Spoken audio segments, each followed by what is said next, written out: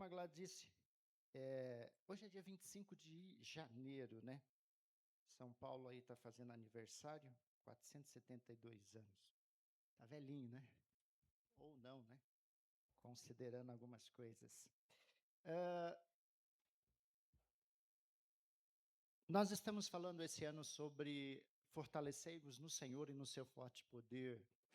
E estivemos falando semana retrasada sobre os 4 pilares da igreja, que é a palavra, a oração, a comunhão e o partir do pão, que é a ceia. Depois, semana passada, falamos sobre a armadura de Deus, onde soma-se esses 4 pilares, outras coisas, que é muito importante para você permanecer de pé no dia mau. Tá? Eu dei um exemplo de uma casa pequena que tinha 4 colunas, onde às vezes alguém acha que pode desprezar uma delas, ou 2, e uma hora essa casa vai ruir, vai cair. A Gladys fez uma listinha aqui desses pontos que nós falamos, os 4 pilares que eu mencionei. Na armadura de Deus você tem verdade, justiça, você tem o evangelho da paz, que é comparado às sandálias do escudo da fé, e da palavra, tá? Que também é o que você usa para se defender, e o capacete da salvação. Todas essas coisas precisam estar agregadas, precisam estar em nós. Isso aqui não é alguma coisa que você recebe por transferência. Isso é uma coisa que você adquire e pratica. São práticas da nossa vida. É o que sustenta a nossa fé cristã, é o que nos mantém de pé sempre quando vêm as lutas e as dificuldades. Então, assim, a gente começou falando esse ano sobre essas coisas que são fundamentais, são muito importantes. Às vezes, o ano que passou, tivemos um ano muito difícil, muito complicado, cheio de lutas e dificuldades, mas as lutas não resultaram em vitórias e a gente fica com aquele sentimento de fracasso, de frustração, mas às vezes a gente não observa que tinha algumas coisas que eram para ser praticadas. O Evangelho de Jesus é prática, como eu falo sempre aqui, o Evangelho de Jesus é um estilo de vida que nós adotamos para seguir, para viver. Eu nem gosto de usar muito o termo seguir, porque hoje, assim, de boa, todo mundo tem seguidor, né? Todo mundo tem seguidor. Não? E queremos mais seguidores. Bom, eu não sou muito de internet, então eu nem sei. Se tem alguém no meu Instagram, não sei quem está e nem quantos são. Tá? Não sei, Facebook, essas coisas, não sei. Mas tem muitas pessoas que querem seguidores, mas o Evangelho de Jesus é um estilo de vida que você adota para viver. Nós só não seguimos a Jesus, a questão que a palavra fala sobre a prática do Evangelho de Jesus sempre na nossa vida. E essas coisas são muito importantes. Ô Samuel, me faz uma gentileza? Baixa um pouquinho esse retorno para mim, por favor. E é muito importante nós não nos esquecermos disso. A igreja começa em Atos 2:42, estabelecendo esses pilares que lá diz, e eles se dedicavam ao ensino dos apóstolos, a oração, o partir do pão e a comunhão. E como nós falamos, a comunhão tem que acontecer, a comunhão no corpo de Cristo é necessária, ela precisa ser vivida, porque a igreja, corpo, como isso é prédio, você é corpo, você é organismo, Jesus, como o Naldo falou, nós somos o templo do Espírito Santo de Deus e esse prédio é o templo, se é que nós poderíamos chamar isso de templo, Jesus disse que seria chamado de casa de oração. Ele mesmo falou, ele foi essa casa de oração. Casa de oração é onde os filhos de Deus se reúnem para orar e fazer outras coisas. Então, a pessoa fala assim, eu vou à igreja, a igreja, a eclésia, ela é orgânica, somos nós. Então, a gente literalmente não vai a ela, né? Porque nós somos, eu não vou a mim. Então, a gente vem à casa de oração. A gente vem a esse lugar onde nós podemos viver essa comunhão, onde podemos aprender e onde nós podemos também repartir um pouco de nós uns com os outros. Tem uma família nos visitando amanhã, esta manhã, né? Prazer. Já tem impressão que já tinha visto esse senhor aqui antes, não sei se já vi ele antes, pelo menos a fisionomia. Sejam bem-vindos, o Pai abençoe vocês, tá? Prazer tê-los aqui, tá bom? Voltando aqui. Então, assim, queridos, você tem que preservar, nunca esquecer que a sua casa espiritual, ela é sustentada com a palavra, com a comunhão, com o partir do pão e oração. Isso sustenta a sua vida. derrotar. Só que você tem as suas lutas diárias para você vencer. Aí Paulo fala, você precisa ter uma armadura espiritual, você precisa ter uma armadura de Deus, que ele fala lá em Efésios 6, para que você resista no dia mau. Aí ele fala, então você precisa da verdade na sua vida, você precisa da justiça, você precisa carregar em você a paz que o evangelho te dá, a fé, que é o seu escudo, e o capacete da salvação é essa coisa que protege a sua mente das ciladas e dos dardos inflamados do maligno, e a constância da palavra. Ele fala, olha, isso precisa estar tudo junto e misturado. Eu quero dar continuidade para dizer para você esta manhã sobre uma questão que é abandonar o evangelho, abandonar Jesus. Se nós temos essas coisas na nossa vida, dificilmente nós abandonamos Jesus. Agora, abandonar Jesus não é uma prática recente do século 20 ou 21. Desde o começo, muitos começavam a caminhar com Jesus e abandonavam Jesus. E eu quero ler com vocês lá em João 6. Eu vou dar um contexto aqui, vou ler a partir do versículo 60. Mas é interessante que Jesus tem uma palavra, de certa forma, até longa, quando ele está falando ali sobre o pão da vida, e aí ele está falando dele, ele está falando de algo muito interessante sobre essa relação com ele, que tinha que ser tão junta, tão misturada, que ele diz, você tem que comer de mim, você precisa beber de mim, você tem que ser um comigo, como ele diz lá no capítulo 17 também de João, fala assim, nós temos que ser um como eu e o Pai somos um. E aí ele fala do comer, e os discípulos, de certa forma, começam a ficar um pouco escandalizados, e também, consequentemente, os seus apóstolos. Deixa eu só lembrar, a gente vai chegar num ponto aqui, eu já falei isso várias vezes, não confunda os discípulos com os apóstolos. Os apóstolos foram os 12 que Jesus escolheu dentre os discípulos que ele havia já chamado para o ministério e disse, vocês serão os meus apóstolos. Os apóstolos significa, vocês é quem eu vou enviar, que é o que significa a palavra apóstolo, enviados. Eu vou enviar vocês, eu vou, de certa forma, treinar vocês, preparar vocês e vou enviar vocês. Então, esses 12 foram escolhidos. Mas, afinal de contas, quantos discípulos Jesus escolheu inicialmente? 72. Jesus tinha 72 discípulos. E depois esses discípulos se multiplicaram, geraram outros. Quando você chega em Atos 2, por exemplo, ali na conversão ali de 3.000 pessoas, e depois você vai caminhando, daqui a pouco é 7.000, daqui a pouco é 10.000, e vira uma multidão de gente que já era discípulo, e em meio a esses muitos abandonavam, muitos se achegavam. Se você ler Atos dos Apóstolos, você vai ver como se dá essa história do começo e da construção da igreja, e por aí vai até chegar hoje. Agora, eu quero falar um pouco sobre essa questão, como as pessoas estão deixando o evangelho ou estão deixando a Jesus. Nós vivemos um exemplo fortíssimo de quantas pessoas abandonaram Jesus na pandemia. Deixaram Jesus. Aí você fala, deixaram como? Não voltaram para a comunhão. Não voltaram para Atos 2:42. Não retornaram para o partir do pão. Não retornaram para as orações. Não retornaram para o ensino, para a palavra. Milhares de pessoas, eu li vários artigos de pastores e líderes do Brasil, fora do Brasil, pastores que entrou em depressão. Eu lembro de um pastor que ficou muito mal, que ele tinha uma igreja que congregava mais ou menos 500 pessoas, e de repente não voltou quase ninguém, o pessoal abandonou a comunhão. E hoje nós temos visto a relativização do evangelho, e muitas pessoas não sabem mais o que é o evangelho. Como viver no evangelho de Jesus? Queridos, esses princípios que eu li para vocês, que nós lemos aqui em Atos 2:42, e lá em Efésios 6, é fundamental. Quando nós começamos a abandonar alguns princípios do evangelho, a gente começa a ter, tem um amigo meu que usa muito a expressão, um evangelho frouxo. O que é um evangelho frouxo? Sem responsabilidade, onde cada um serve da forma que quer servir, onde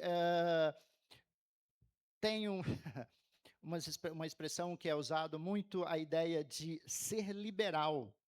A gente tem visto muitas pessoas entre o sacro e o secular, se é que você me entende, onde só tem um dia ou um momento que é sagrado, o restante é secular. Eu faço dele o que eu bem entendo, eu faço com a minha vida o que eu bem entendo, eu vou lá. E aí sim vamos cair na ideia do que o Naldo falou, aí eu vou lá e eu pago o meu imposto.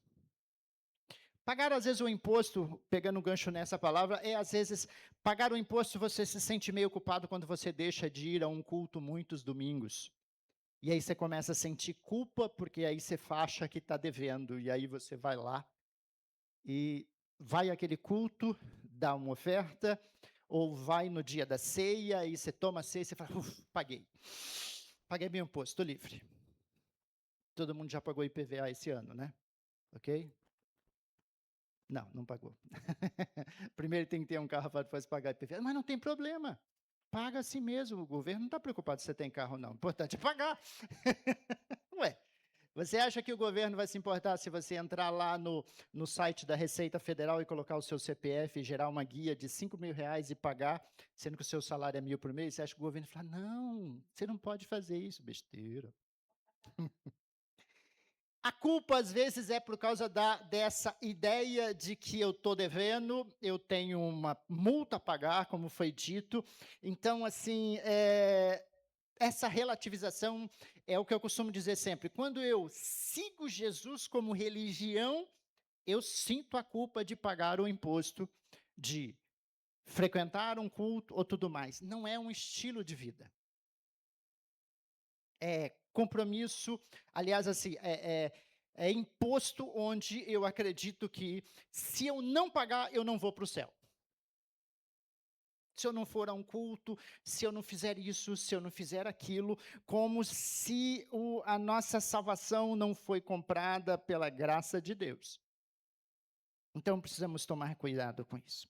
Mas vou ler o texto e a gente vai trabalhar um tempo, eu fiz aqui um esboço até pequeno, e eu quero que você entenda que nós precisamos entender uma coisa. Sem essas bases que eu li, Atos 2:42 e Efésios 6, da armadura de Deus, facilmente eu fico exposto a abandonar. Eu fico vulnerável. Eu fico vulnerável. Mas vamos lá. João 6,60. Ao ouvir isso, muitos dos seus discípulos disseram, dura essa palavra, quem pode suportá-la? Sabendo em seu íntimo que os seus discípulos estavam se queixando do que ouvia, Jesus lhe disse, olha só, Jesus está falando dos discípulos. A gente está tão acostumado a ler textos no Evangelho de Jesus, as queixas e as reclamações e as acusações vinda de fariseus, saduceus e escribas, que às vezes a gente fala, é comum. Não, aqui está dizendo que eram os discípulos de Jesus que estavam falando. Os discípulos estavam pensando lá no seu íntimo e queixando do que ouviram. Queixando do que Jesus falou. Às vezes a gente se queixa quando a gente lê o Evangelho de Jesus e fala, olha, você tem que perdoar seu irmão 70 vezes 7. Você fala, como assim? Que absurdo é esse? Eu mal consigo 7? Se teu inimigo tiver fome, vai lá dar comida para... que palavra é essa? Quem pode suportar esse negócio? Vou procurar uma igreja mais fácil. Vou procurar um evangelho mais fácil.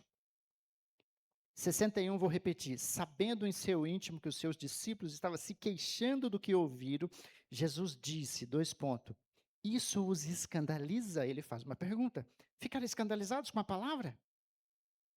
O que acontecerá se vocês virem o Filho do Homem subir para onde estava antes? Vocês se escandalizaram de eu falei de vocês comerem de mim, beberem de mim, e quando vocês me virem subir? Depois, lá na frente, você vai ver que eles vêm. Versículo 63, ele diz, o Espírito da vida. A carne não produz nada que se aproveite. Vou repetir, o Espírito da vida, Espírito com letra maiúscula, é o Espírito Santo de Deus. E ele fala, e a carne, essa carne não produz nada que se aproveita. As palavras que eu lhes disse são Espírito e vida. Contudo, há alguns de vocês que não creem. Vocês não estão crendo no que eu estou falando, vocês não estão crendo na palavra. Precisamos crer que a nossa vida é sustentada por esses princípios, pela palavra, pela comunhão, pelo partir do pão, pela oração, pela justiça, pela paz, pela fé, pela salvação, pela verdade em nós. A nossa vida é sustentada por isso. Precisamos crer nessas coisas. Amém? As palavras que eu lhe disse são espírito e vida, contudo, alguns de vocês que não creem, pois Jesus sabia desde o princípio quais deles não creriam e quem o iria trair. E ele prossegue. Ele fala: é por isso que eu lhes disse que ninguém pode vir a mim a não ser que isso lhe seja dado pelo Pai. Como ele diz a Pedro, quando Pedro fala, tu és o Cristo, o Filho de Deus, ele fala, foi o Pai que te revelou isso, você não descobriu isso sozinho, isso foi colocado em você por Deus. Então, quando a gente fala de chamado, é quando a gente sente que nós precisamos buscar a Deus. Ah, queridos, mas tem coisas que não dá para você esperar sentir. Se você ficar esperando sentir para ler a Bíblia, talvez você nunca leia. Muitas vezes, se a gente ficar esperando o sentir, a vontade, o desejo de estar num culto, estar na comunhão, ou orar, às vezes não acontece, mas ainda assim temos que fazer. Ele fala a alguns de vocês que não creem. Ninguém pode ir ao Senhor se não for tocado pelo Pai, por Deus. Diz no versículo 66, daquela hora em diante, muitos dos seus discípulos voltaram atrás e deixaram de segui-lo. Por causa de quê? Da palavra. Jesus falou para os fariseus em um certo momento, ele falou, a palavra é que os condena, a palavra é que cobra de vocês. Porque essa expressão, a palavra bate em nós, nos nossos pecados, nas nossas mazelas, nos nossos desejos, naqueles defeitos que nós temos condição, sim, de consertar. Então a palavra do Senhor vem e bate em nós. Bate em nós quando ele fala assim, olha, se teu irmão pecar contra você, vai você lá ter com ele, vai se reatar com ele. E por que que a palavra incomoda? Porque eu acho que eu estava certo e é ele que está errado. Se ele que está errado, ele que tem que vir falar comigo. Então, me incomoda. Então, por quê? Vai contra aquilo que eu construí em mim, talvez do meu ego, sabe, da minha presunção, da minha arrogância, daquilo que eu acredito que seja, porque é muito comum as pessoas falarem, eu ando conforme aquilo que eu acredito, mas o que ele crer não é a palavra. Nós podemos nos tornarmos incrédulos mesmo fazendo parte de uma igreja, ou tendo até comunhão com os irmãos, ainda sermos incrédulos. Porque a credulidade não é um pacotinho.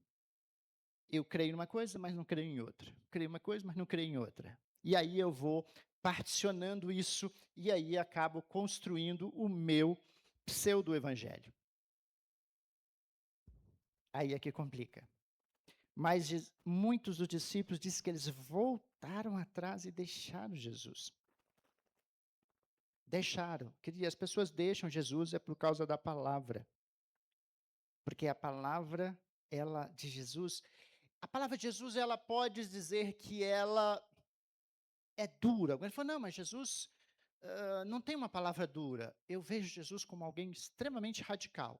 Não severo, mas a justiça, ela é severa, de certa forma, porque ela é justa, porque ela dá a quem é de direito. Quando eu vou reivindicar alguma coisa que não é direito meu, a justiça vai dizer, não é teu, é do outro. E o reclamante, quando perde, ele acha ruim. Eu acho muito interessante quando Jesus tem aquela palavra com o rapaz ali da parábola do samaritano, e uma pergunta que é muito interessante, que ele fala, como é que você lê? Como que você vê? Como é que você lê a lei? Como é que você enxerga que o que a palavra diz que é para fazer? E aquele rapaz, depois de ouvir a parábola de Jesus, ele fala, não, essa é a forma correta. E ele falou, você leu direito, você viu direito. O problema é que quando a gente olha para o direito só vendo ou focando em nós mesmos, aí não conseguimos enxergar o direito do outro, aí somos injustos. Um exemplo de muitas centenas de pessoas perdem causas trabalhistas e muitas outras ganham, mas de uma forma injusta, no sentido de que ele inventou uma mentira e alguém abraçou e o juiz acreditou e deu causa ganha para ele. Tem gente que trabalha 10 horas por dia, que já é um horário talvez um pouco mais, e aí quando ele sai da empresa, ele quer processar e ele coloca um monte de coisa, que ele fazia hora extra, final de semana, que tem dia que ele até dormia no trabalho, mas ele não disse lá no processo que ele dormia durante o período de trabalho, ele dizia que dormia, o juiz achava que ele dormia à noite no trabalho. Na verdade, ele dormia no banheiro durante a carga horária dele. E tudo isso vai e acha que ele está sendo injustiçado e dá causa para ele. De vez em quando, alguns casos desse, acontece o contrário. Mas o problema é que eu falei, eu ganhei, Deus foi justo comigo. Não, Deus não foi justo contigo.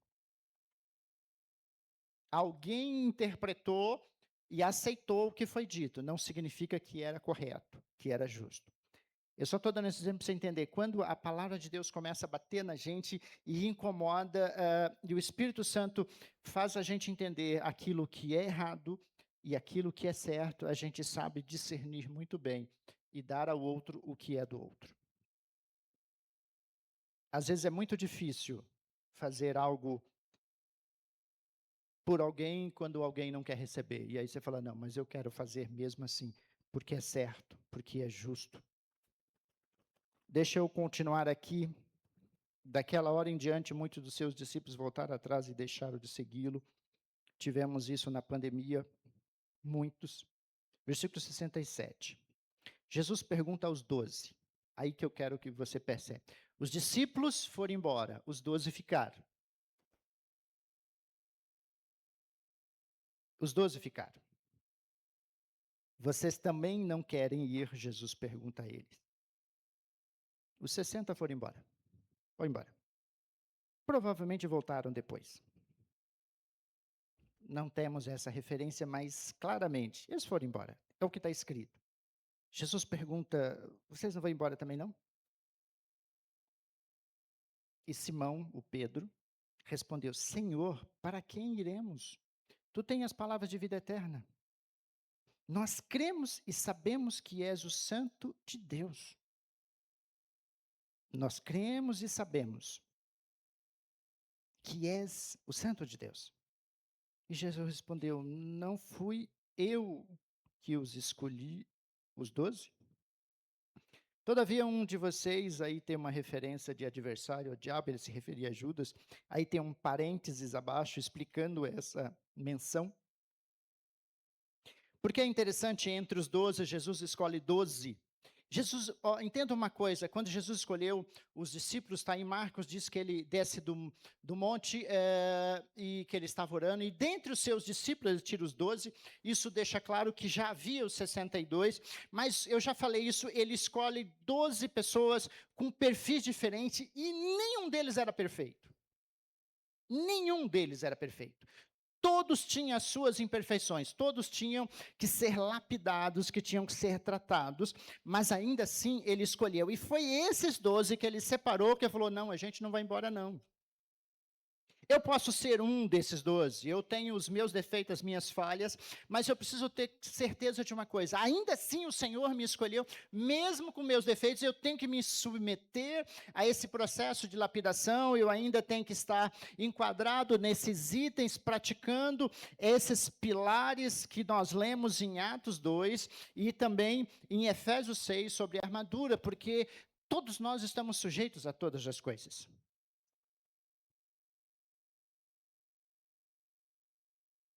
A questão nossa é, quem conheceu Jesus de verdade, Paulo fala sobre isso, ele fala, nunca abandona o Senhor. O encontro verdadeiro e profundo com Jesus Cristo causa uma transformação tão radical que torna impossível voltar àquela vida anterior ou abandonar. Eu só vou ler algumas coisas do meu esboço aqui. Essa ideia está fundamentada na noção de que a experiência com o amor e a graça de Deus é única e inesquecível. Quem já teve uma experiência, uma transformação radical, e transformação nos leva à questão da responsabilidade. Não existe, como eu falei antes, não existe um evangelho sem responsabilidade. Aliás, lá atrás o profeta Isaías já havia dito: ai daquele que trata as coisas de Deus relaxadamente, às vezes uma coisa mais frouxa, mais do quando der, quando tiver um tempo bom, quando eu não for à praia, ou quando não. Sobrou o que para fazer? Nada, então esse é o tempo que eu vou dedicar para Deus, esse é o domingo que eu vou à igreja, porque não teve um feriado prolongado e que eu não vou receber ninguém, porque eu não... aí sim, eu não tenho nada para fazer, então eu estou entediado, então eu vou ter com Deus, então eu vou dedicar ao ensino, à palavra, à comunhão e a partir do pão, porque eu tenho uma vida muito ocupada, cheia de coisas. A nossa responsabilidade com Deus tem que transcender isso. Deus pediu ao homem que ele separasse um dia, que lá no Antigo Testamento era o sábado. Depois foi destituída a ideia de guardar um sábado. Aliás, o sábado foi instituído para descanso, tá? Era o dia de descanso. Hoje o nosso dia de descanso é domingo, aí nós depois acabamos abraçando o sábado e domingo, aí tem gente que já quer a sexta e a segunda, né, para ficar melhor. Eu quero 4 por 1, 5 por 1, trabalho 3, né? Então, hoje em dia, virou um negócio. Era um dia e virou o que virou, e todo mundo quer um pouco mais. Mas a nossa responsabilidade não pode ser fraca o bastante e achar que eu sou responsável, querido, pela minha vida espiritual. Individualmente, não existe mais sumo sacerdote, não existe mais representante, não existe mais procurador de ninguém diante de Deus. Eu não represento você diante de Deus. Apóstolos, pastores, mestres, são aqueles, como diz Paulo, fala em Efésios 4, são para ensinar o povo a viver e praticar e exercer a sua função. Lá em Apocalipse, eu já falei isso muitas vezes, lá não diz que um dia os pastores comparecerão diante de Deus e os livros serão abertos e assim será chamado cada pastor e o seu rebanho para ele prestar conta. Não está escrito isso. Está escrito que no dia do Senhor todos serão chamados individualmente diante de Deus e abrirá o livro diante dele e a sua vida está escrito lá e cada um prestará conta de si. Essa é a questão. Então, assim, nós temos uma grande responsabilidade. Agora, quando não há algo em nós, que às vezes o evangelho é alguma coisa radical. Conhecer Jesus de verdade transforma a nossa identidade e as nossas prioridades. Proporcionando um sentido de vida que faz com que nós não queiramos mais viver sem Ele. Eu não consigo, é entediante você ficar, pelo menos do meu ponto de vista, e meio ansioso do tipo, eu estou com um domingo vazio, eu estou no momento, e aí você fala, um dia tudo bem, 2 nem tanto, 3, chega uma hora você percebe que dentro de você está faltando alguma coisa. Aí você fala, está faltando a comunhão com a igreja, está faltando louvar a Deus, está faltando oração, está faltando ouvir a palavra, está faltando. Isso é senso de responsabilidade. Eu sei que cada um tem os seus intempéries, tem as suas coisas durante a semana. Ou mesmo no domingo. Agora, escolher trocar o momento que nós deveríamos estarmos junto com os irmãos, na comunhão, no partir do pão, para fazer outras coisas que poderíamos fazer depois, é a questão. Aí entra o senso de responsabilidade. Seguindo aqui, a nossa fé tem que ser baseada na experiência. Não se trata apenas de conhecimento racional, mas de um tocar, o sentir o amor de Jesus. Muitas vezes presente na superação de dores e dificuldades. Sentir Deus na dificuldade, sentir Deus na luta, na dor. Porque o Senhor, Ele tem uma coisa muito interessante, Ele se identifica conosco demais na dor, na luta, no sofrimento. Deus tem uma identificação tremenda com o sofrimento. A nossa salvação foi alcançada por meio do sofrimento, foi de morte, foi de dor, começando ali no Getsemane até a cruz. Então ele se identifica demais com a gente. Ele sabe, por meio do corpo de Jesus, Deus sabe o que é sentir dor. O que é ser humilhado, o que é ser escarnecido, o que é ser tratado como alguém que é inferior, lendo um pouco que os mestres da lei ali, os fariseus diziam: ah, esse aí, não, esse não pode ser o Cristo ou o profeta de Deus. Ele nasceu na Galileia, porventura. Vocês já viram algum profeta nascer da Galileia? Me fala de um profeta galileu. Assim, tratando Jesus como um ser inferior, discriminando. O próprio discípulo que Jesus escolhe, Natanael, quando dizem para ele: olha, você viu o profeta, o Messias? Ele falou assim: tá, mas de onde? Quem é ele? Ah, é Galileia? Pode vir alguém da Galileia? Discriminou Jesus. Jesus vai falar com ele e fala: ah, eu te vi embaixo da árvore lá, da figueira. Ah, tu é profeta, agora, né? Porque eu revelei, você está querendo me reconhecer. E Jesus ainda assim não o recusa. Jesus fala: tá bom, vem cá. Esse é o perfil de um dos discípulos. Aquele que estratifica, aquele que separa, que segrega, que tenta inferiorizar os outros. Jesus falou: tá, você também me serve. Porque o evangelho também é para ele. O evangelho é para transformar ele. Por isso que eu já disse algumas vezes, tente se achar em um dos discípulos.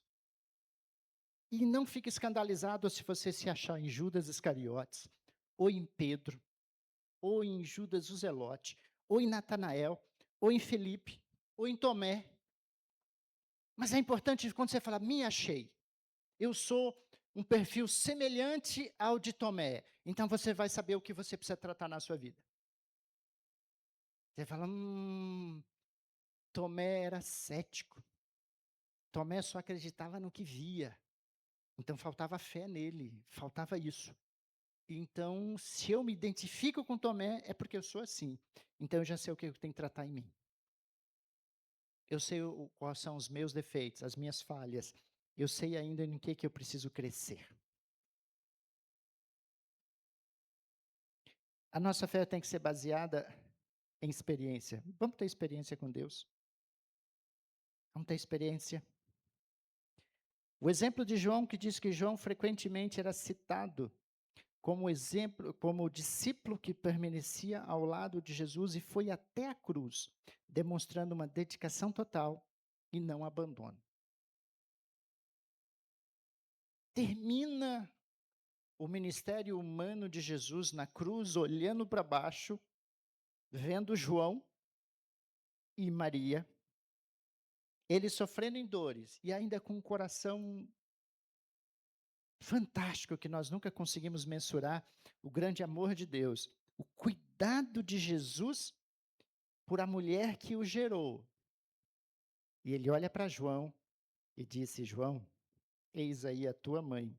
Mãe, eis aí o teu filho. Jesus estava dizendo para João: cuida dela para mim. Mas espera aí, e os outros irmãos de Jesus, a família, as filhas? Jesus olha para João e fala: eu quero que você cuide da minha mãe. E esses últimos tempos dela, é você que vai cuidar. E diz que a partir daquele momento, Maria passou a pertencer à família de João. E ele cuidou dela até o fim. Esse é o amor, esse é a misericórdia. Mas a questão é, João estava com Jesus o tempo todo e não o abandonou. Ficou até aquele momento. Todos fugiram lá depois, mas ele estava lá ao pé da cruz. Eu acredito, o texto não diz, mas como Maria falou assim: eu quero chegar perto. Eu quero ir até lá, perto da cruz. E provavelmente ela olhou para o lado e só viu João. E aí ele falou: eu te levo. Eu te levo lá. Eu vou contigo lá. Vamos lá. É uma coisa maravilhosa. Esse é o exemplo que nós temos que ter. Não abandone ao Senhor, esteja perto. Porque Ele disse que estaria conosco todos os dias da nossa vida. Às vezes a nossa confiança tem que chocar com o nosso medo. Acredita-se que quem confia na verdade, mesmo em dias difíceis ou sob tentação, não abandona a sua fé. Não é uma palavra dura. Eu confesso para vocês que eu não me escandalizei com o texto que Jesus falou e os discípulos fugiu, não. Mas para eles foi um escândalo grande. Ele falou: vocês ficaram escandalizados, porque de certa forma, se fosse em outro contexto, eu até diria, vou dar um exemplo aqui, por exemplo, se nós estivéssemos no começo ali do ano 1500 e pouco, 1530, estivesse os discípulos aqui no Rio de Janeiro, nem chamava Rio de Janeiro, na Baía de Guanabara, entre os tupinambás, e alguém falasse que ia comer e beber do sangue, e ali normalmente ia ficar meio estranho, porque eles faziam isso, era antropofagia, era comum se comer. Mas os discípulos não sabiam de nada disso, mas é interessante esse entendimento. O que me escandaliza? O que me escandaliza? Será que o meu pecado não deveria me escandalizar mais do que a palavra? Mas o escândalo foi tão grande ao ponto de deixar Jesus. O que será que acontece hoje? Saiu uma pesquisa muitos anos atrás, uns 15 anos, que dizia que 30% das pessoas que estava fora do evangelho já tinha estado do todo chamado evangélico. Hoje o chamado sem igrejas. Aliás, saiu aí a pesquisa do IBGE, eu esqueci o número, mas o número de pessoas que se diz sem igreja, e sem igreja não significa nunca ter passado por ela. Entrou e saiu, e não quer entrar de novo. Pessoas que abandonaram o Senhor. Abandonaram por causa da palavra, abandonaram por causa de... eu sei que alguns falam de mimimi, outros falam porque o desejo não foi satisfeito, ele não conseguiu a casa própria, ele não conseguiu o carro próprio, ele não conseguiu ficar rico, que infelizmente as pessoas pregam o evangelho por essa linha, e frustra-se as pessoas porque ele acha que Jesus, o evangelho e Deus é um meio para um fim. É uma loteria. E não é.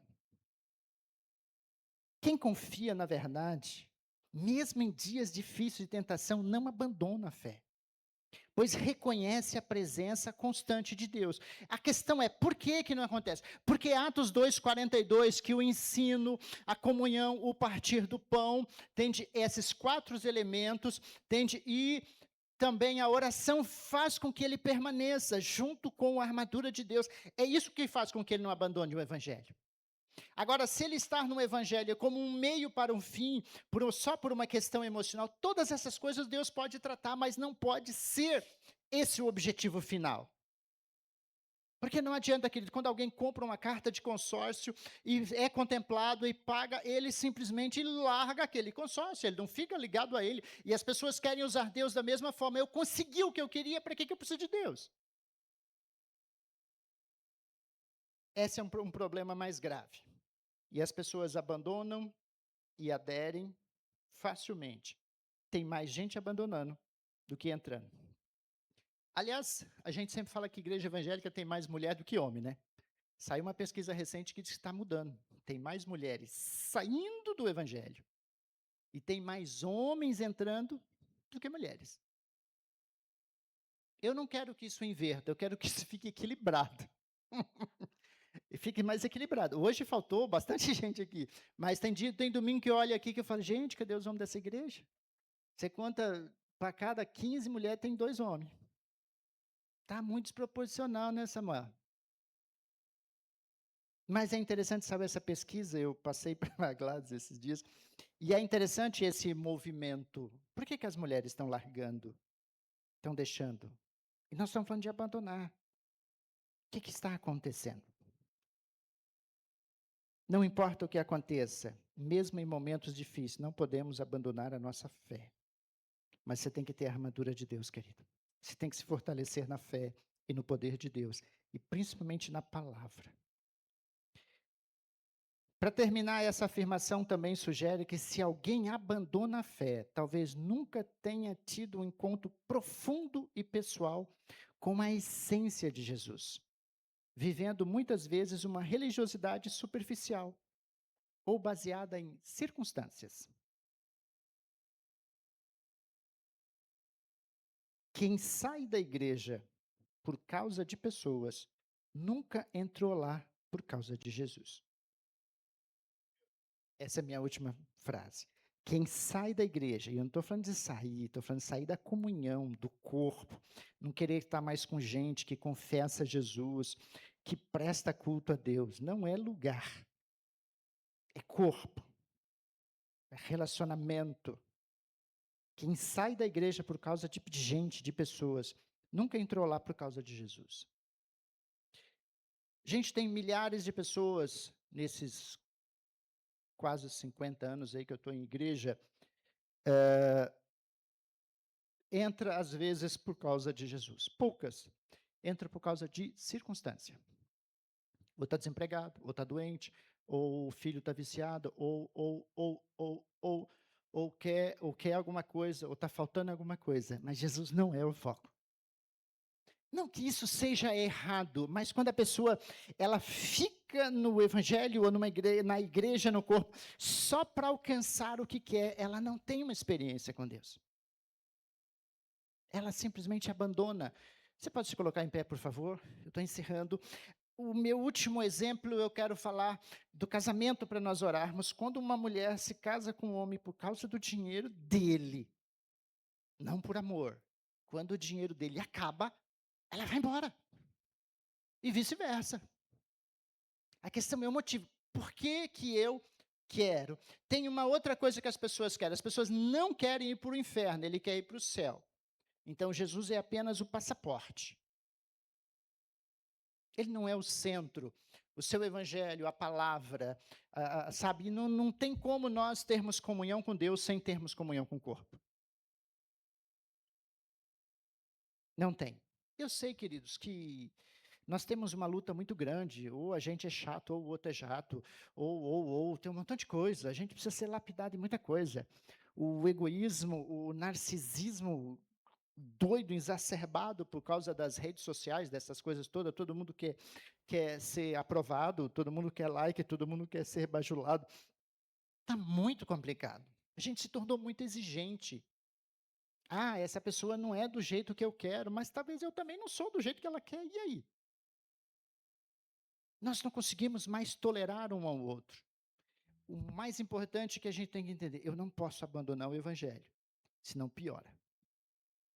Queridos, por mais que milhões de pessoas não conseguem crer, não conseguem enxergar, esse mundo ainda não se perdeu, não se arrebentou de vez por causa do evangelho. Os milhões de pessoas que estão dentro das igrejas evangélicas ainda lê a Bíblia, ainda tem as suas reuniões ainda de oração, luta contra os seus sentimentos, contra os seus ódios e se esforça para perdoar uns aos outros, ainda é o que dá uma balizada nesse mundo, senão estaria muito pior.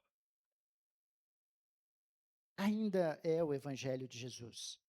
O evangelho da paz, do amor, da misericórdia, da compaixão, do estender a mão ao outro. Ainda é o evangelho, ainda é Jesus. Por isso que é importante que nós mostremos, por isso que Jesus fala para nós assim lá em Mateus 5, sede vós a luz do mundo e sal da terra, para que veja as suas boas obras e possam glorificar a Deus. Precisamos de mais gente misericordiosa, cheia de compaixão, mas para nós permanecermos nesses princípios, precisamos estar nesses pilares, nesses princípios de Atos 2:42 e a armadura de Deus, que está lá em Efésios 6. Senão a gente abandona, a gente larga. Como a gente costuma dizer, a gente chuta o pau da barraca. Chuta mesmo. Perdoar não é fácil. Quando você foi abusado emocionalmente, financeiramente, às vezes fisicamente, não é fácil. Mas a melhor forma para se sentir melhor, eu me sentir melhor comigo mesmo, é perdoando. Porque o ódio de mim sai, mesmo que não saia do outro, mas de mim sai. Você pode fechar seus olhos se você quiser. Pai, obrigado pela tua graça, misericórdia e compaixão. Obrigado pelo teu amor. Senhor, nós queremos sim, Senhor, nos fortalecer no teu poder. Queremos, Senhor, estarmos contigo. Mas eu sei, ó Deus, que o fortalecimento no seu poder, Senhor, na sua força, é por meio do teu evangelho. É estarmos revestidos com a tua armadura, estarmos vivendo os teus princípios, dedicarmos a palavra, a comunhão, o partir do pão, a oração. É isso que vai nos impedir de afastarmos de ti. É isso que vai impedir, Senhor, que o mal reine em nós e que nós sejamos essa luz do mundo e o sal dessa terra, Pai. Eu te agradeço pela vida de cada um que está aqui, por aqueles que estão, Senhor, em algum lugar. E eu peço que o teu Espírito Santo, Senhor, toque a vida de cada um. Senhor, que essa tua palavra possa ter caído em terra boa, de frutos, Senhor, 30 a 30, 60 e a 100 por um. Que o teu Espírito Santo ache corações abertos, Senhor, para uma revelação tremenda. Que possamos enxergar as nossas fraquezas e assim também a do outro, Senhor. E venhamos entender que é um ajudando o outro que sobrevivemos. Nos ajude, Senhor, a sermos filhos melhores diante de Ti, diante dessa geração. E que de fato sejamos a luz do mundo e o sal dessa terra, Pai. É o que eu te peço. Que essa palavra possa ter caído em terra boa essa manhã, Senhor. E que de fato, Senhor, cada um aqui, Senhor, estava com seu coração aberto para essa palavra, Senhor, possa colher esses frutos, ó Pai. Assim eu abençoo cada um que está aqui, ó Deus, esse dia, essa semana, que a tua graça e o teu poder seja sobre a vida de cada um de nós aqui, Pai, em nome de Jesus. Amém? Glória a Deus, você pode aplaudir ao Senhor e agradecê-lo.